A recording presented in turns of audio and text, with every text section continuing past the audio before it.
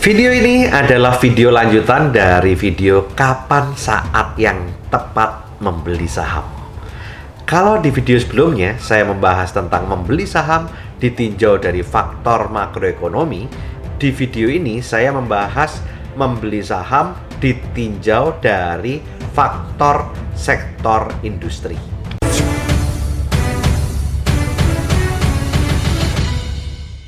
Jika di video pertama saya membahas saat yang tepat membeli saham dengan memperhatikan faktor makroekonomi dan kebijakan pemerintah baik secara moneter maupun fiskal. Di video kedua ini saya membahas apa saja sektor industri yang diuntungkan oleh kebijakan pemerintah atau komoditas apa yang harganya naik atau sektor apa yang sedang tren dalam kondisi tertentu. Saat IHSG naik, tidak semua saham akan naik. Sebagian saham ada yang flat atau sideways, bahkan ada yang justru turun. Trader dan investor yang paham tentang hal ini akan melakukan rotasi sektor untuk memaksimalkan keuntungan dan meminimalisasi resiko dalam berinvestasi saham. Seperti saat pandemi corona kemarin, pemerintah melakukan kebijakan fiskal dengan memberi insentif pajak kepada sektor farmasi, sektor kesehatan, yang membuat saham farmasi seperti Kimia Farma atau KF, kemudian Indofarma, Inaf, kemudian IRA, Kalbe Farma, KLBF, dan saham-saham farmasi lain harganya cenderung naik. Di saat yang berbeda, pemerintah melalui Gubernur Bank Indonesia, Bapak Ferry Warjio, membuat kebijakan moneter untuk pemulihan ekonomi nasional atau dana PEN dalam menangani krisis ekonomi akibat virus corona dengan membuat bank jangkar, yaitu bank pelaksana untuk keperluan restrukturisasi kredit bagi UMKM atau pengusaha kecil. Hal ini membuat bank pemerintah seperti BBRI, BMRI atau Bank Mandiri, BBNI semuanya naik. Saat pemerintah membuat rancangan anggaran pendapatan dan belanja negara atau RAPBN akhir tahun 2020, di mana Menteri Keuangan Ibu Sri Mulyani membuat pernyataan bahwa belanja infrastruktur tahun 2021 akan sebesar 414 triliun rupiah, membuat saham-saham infrastruktur seperti Adikarya atau Adi, Wijaya Karya atau Wika, PTBP, Waskita Karya, dan lain-lain serempak naik.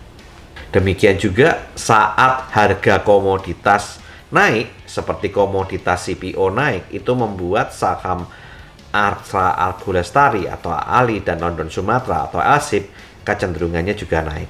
Demikian juga saat harga batubara, maka membuat saham berbasiskan batubara seperti Adaro, kemudian Bukit Asam atau PTBA, itu harganya juga cenderung naik. Saat harga nikel dunia kemarin naik karena tren mobil listrik, membuat saham Atam dan Inco juga naik. Demikian juga saat terjadi tren bank digital, membuat saham bank-bank berbasiskan digital atau akan digital seperti Arto, kemudian Bank, kemudian Bank BABP, membuat harganya cenderung juga naik. Untuk memahami kapan membeli saham di saat yang tepat dengan melakukan rotasi pembelian saham berbasiskan industri, Anda harus paham tentang pembagian sektor industri dan subsektornya. Sejak tahun 1996, Bursa Efek Indonesia membuat yang namanya JASIKA, singkatan daripada Jakarta Stock Industrial Classification, yang bertujuan untuk memberikan panduan bagi investor atas kelompok perusahaan dengan eksposur pasar yang sejenis atau klasifikasi industri. Jasika mengklasifikasikan pencatatan perusahaan ke dalam 9 sektor dan 56 subsektor yang digunakan. Dan kali ini saya memecah lagi, ada 3 sektor besar, yaitu yang pertama sektor penghasil bahan baku. Itu ada di sektor pertama pertanian, sektor kedua pertambangan. Kemudian yang kedua sektor manufaktur, itu ada sektor ketiga industri dasar dan kimia, sektor keempat aneka industri, sektor kelima industri barang konsumsi. Kemudian kelompok jasa itu ada sektor yang keenam properti dan real estate, sektor ketujuh infrastruktur, utilitas dan transportasi, sektor ke-8 adalah keuangan, sektor ke-9 perdagangan, jasa, dan investasi.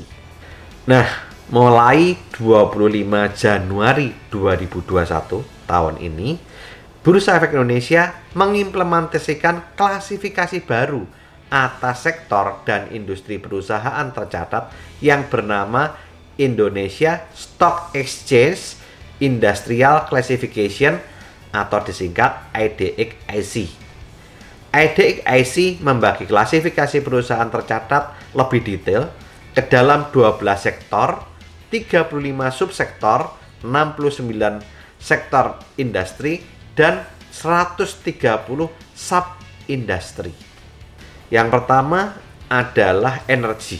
Sektor energi mencakup perusahaan yang menjual produk dan jasa terkait dengan ekstraksi energi yang mencakup energi tidak terbarukan atau fossil fuels, sehingga pendapatannya secara langsung dipengaruhi oleh harga komoditas energi dunia seperti perusahaan pertambangan, minyak bumi, gas alam, batu bara, dan perusahaan-perusahaan yang menyediakan jasa yang mendukung industri tersebut. Selain itu, sektor ini juga mencakup perusahaan yang menjual produk dan jasa energi alternatif. Inilah subsektor dari sektor energi. Yang pertama, produksi dan penyulingan minyak dan gas, kemudian penyimpanan dan distribusi minyak dan gas, produksi batu bara, distribusi batu bara, jasa pengeboran minyak dan gas, jasa dan perlengkapan minyak, gas, dan batu bara, peralatan energi alternatif, bahan bakar alternatif.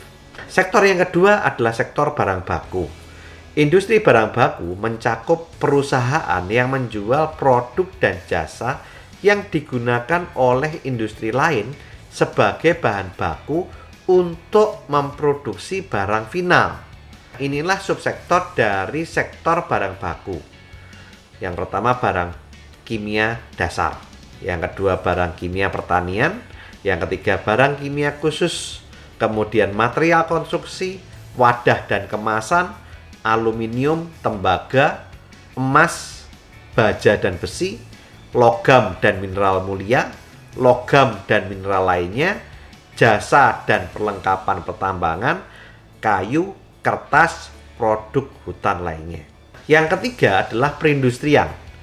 Industri perindustrian mencakup perusahaan yang menjual produk dan jasa yang secara umum dikonsumsi oleh industri, bukan oleh konsumen. Produk dan jasa dihasilkan merupakan produk dan jasa final dan bukan produk yang harus diolah lagi seperti bahan baku. Subsektor perindustrian adalah yang pertama kedirgantaraan dan pertahanan, kemudian produk dan perlengkapan bangunan, yang ketiga komponen dan peralatan kelistrikan, yang keempat adalah alat kelistrikan berat, kemudian mesin konstruksi dan kendaraan berat, kemudian mesin pertanian, kemudian mesin dan komponen perindustrian, perdagangan aneka barang perindustrian, percetakan komersial, jasa pengelolaan lingkungan dan sarana, peralatan kantor, jasa pendukung bisnis, jasa personalia, jasa penelitian dan konsultasi, perusahaan holding multisektor. Sektor keempat adalah sektor barang konsumen primer. Industri barang konsumen primer mencakup perusahaan yang melakukan produksi atau distribusi produk dan jasa yang secara umum dijual pada konsumen. Namun tetapi untuk barang yang bersifat antisiklis atau barang primer atau dasar, sehingga permintaan barang dan jasa ini tidak dipengaruhi pertumbuhan ekonomi. Subsektor barang konsumen primer ada yang pertama retail dan distributor obat-obatan, retail dan distributor makanan, supermarket, minuman keras, minuman ringan, produk susu olahan, makanan olahan, ikan, daging, dan produk unggas, perkebunan dan tanaman pangan, rokok, produk keperluan rumah tangga, dan produk perawatan tubuh. Sektor kelima adalah sektor barang konsumen non-primer. Industri barang konsumen sekunder atau non-primer mencakup perusahaan yang melakukan produksi atau distribusi produk dan jasa yang secara umum dijual pada konsumen. Namun tetapi untuk barang yang bersifat siklis atau barang sekunder, sehingga permintaan barang dan jasa ini berbanding lurus dengan pertumbuhan ekonomi. Subsektor dari barang konsumen non-primer adalah suku cadang otomotif, ban, produsen mobil, produsen motor, produsen furniture rumah, peralatan rumah tangga, perlengkapan rumah tangga, barang elektronik konsumen, peralatan olahraga dan barang hobi, pakaian, aksesoris dan tas, alas kaki, tekstil, fasilitas permainan, hotel, resort dan kapal pesiar, agen perjalanan, fasilitas rekreasi dan olahraga, rumah makan, jasa pendidikan, jasa penunjang konsumen, periklanan, penyiaran, penyiaran berbayar, penerbitan, hiburan dan film, distributor barang konsumen, retail internet dan home shop, departemen store, retail pakaian dan tekstil, retail elektronik, retail barang rumah tangga, toko khusus, dan retail otomotif. Sektor yang keenam adalah sektor kesehatan. Industri kesehatan mencakup perusahaan yang menyediakan produk dan layanan kesehatan. Nah, subsektor kesehatan ada peralatan kesehatan, penyedia dan distribusi perlengkapan kesehatan, penyedia jasa kesehatan, farmasi, riset kesehatan. Sektor ketujuh adalah sektor keuangan. Industri keuangan mencakup perusahaan yang menyediakan layanan keuangan. Subsektor keuangan adalah bank, pembiayaan konsumen, modal ventura, pembiayaan usaha khusus, manajemen investasi, bank investasi dan perantara perdagangan, penyelenggara pasar, pendukung jasa investasi, pialang asuransi, asuransi umum, asuransi jiwa, reasuransi, perusahaan holding keuangan, dan perusahaan investasi. Sektor ke-8 adalah sektor properti dan real estate. Industri properti dan real estate mencakup perusahaan pengembang properti dan real estate dan perusahaan yang menyediakan jasa penunjangnya. Subsektor properti dan real estate adalah pengembang dan operator real estate dan jasa real estate. Sektor ke-9 adalah sektor teknologi. Industri teknologi mencakup perusahaan yang menjual produk dan jasa teknologi. Subsektor teknologi ada aplikasi dan jasa internet online, jasa dan konsultan TI, kemudian perangkat lunak, perangkat jaringan, perangkat komputer, perangkat dan instrumen elektronik, komponen elektronik, dan semikonduktor. Sektor ke-10 adalah sektor infrastruktur. Industri infrastruktur mencakup perusahaan yang berperan dalam pembangunan dan pengadaan infrastruktur. Subsektor infrastruktur adalah yang pertama operator bandara udara atau bandara, operator jalan tol dan rel, operator pelabuhan, konstruksi bangunan, jasa telekomunikasi kabel, jasa telekomunikasi terintegrasi, jasa telekomunikasi nirkabel, utilitas listrik, utilitas gas, dan utilitas air. Sektor yang ke-11 adalah sektor transportasi dan logistik. Industri transportasi dan logistik mencakup perusahaan yang berperan dalam aktivitas perpindahan dan pengangkutan. Subsektor transportasi dan logistik terbagi menjadi maskapai penerbangan, pengangkutan laut penumpang, kereta api, transportasi jalanan, logistik, dan pengantaran. Sektor ke-12 adalah sektor produksi investasi tercatat. Produk investasi tercatat mencakup produk-produk investasi yang tercatat di Bursa Efek Indonesia. Subsektor produk investasi tercatat ada reksadana atau ETF, dana investasi real estate, dana investasi infrastruktur, obligasi pemerintah, dan obligasi korporasi.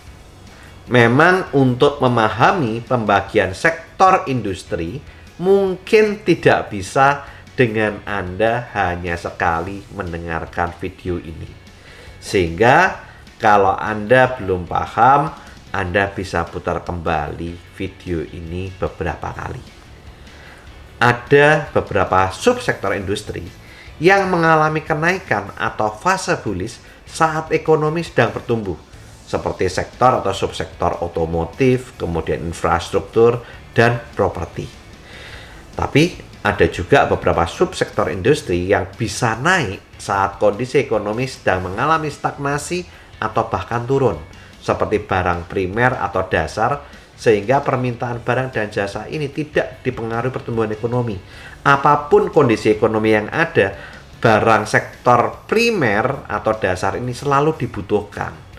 Setelah kita paham tentang pembagian sektor industri dan subsektornya, kita akan tahu kapan dan bagaimana melakukan rotasi pembelian saham berdasarkan sektor industri, sehingga kita bisa membeli saham di saat yang tepat. Kita bisa melakukan maksimalisasi potensi keuntungan dan minimalisasi resiko. Bagi Anda yang merasa mendapatkan sesuatu dari video ini, Anda mungkin bisa berbagi dengan rekan-rekan dengan Anda bisa menulis di kolom komentar menit keberapa dan tentang apa yang Anda peroleh. Nantikan video berikutnya tentang faktor lain yang menentukan kapan saat yang tepat membeli saham setelah 2 video yang saya bahas. Yang pertama kemarin saya membahas tentang faktor makroekonomi, yang kedua yang video ini yaitu faktor rotasi sektor industri. Oke, selamat berinvestasi saham dan lakukan terus saving, investing, protecting agar hidup Anda makin sip. Saya Tony Hermawan Adikaryo, sampai jumpa di puncak kemakmuran.